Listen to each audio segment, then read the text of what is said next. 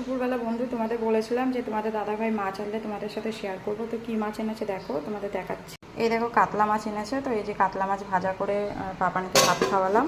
তো এই যে এঁচোড়ের তরকারি করেছি, খাওয়া হয়ে গিয়েছে। তো এখন আমি পাপানিকে এই যে অরেঞ্জের জুস বানিয়ে দেবো। ও শুধু অরেঞ্জের জুস খাওয়ার জন্য পাগল হয়ে যায় ভাত খাওয়ার পরে।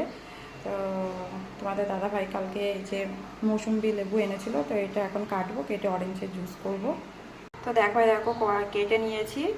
এবার এটাতে এবার এই ছাঁকনিতে ছেঁকে জুসটা বের করে দেবো, করে ওকে দেবো। তো পাপান একটু ছাদে গিয়েছে, ওর পিসি এসেছে আবার, তো ওর জন্য ছাদে গিয়েছে। ততক্ষণ আমি মানে লেবুটা রসটা করে নিই, রেডি করে নিই। ও আসলে তারপরে ওকে খাওয়াবো।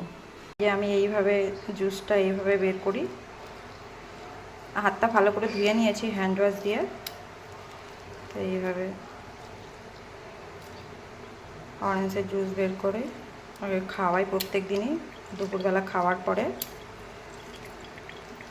অরেঞ্জের জুসটা খুব ভালোবাসে ও, যেই বলবো অরেঞ্জের জুস দৌড়ে আসবে আমার কাছে। তো আগে আমি রেডি করে নিই। দেখো পিসির সাথে আসছে এখন পাপান, পিসি আনছে।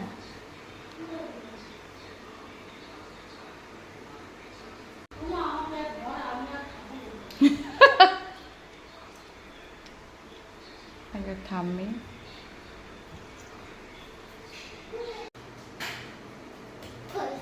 না, খাও আস্তে। কেমন বাবা? আয় তো খা। হ্যাঁ কাটবো তো, এটা খেয়ে নাও তারপরে কেটে দেবো। ওটা খেয়ে নাও আগে।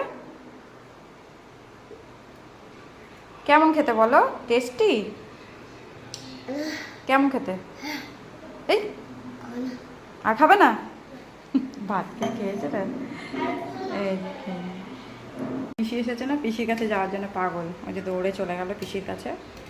ঠিক আছে চলো রাখছি।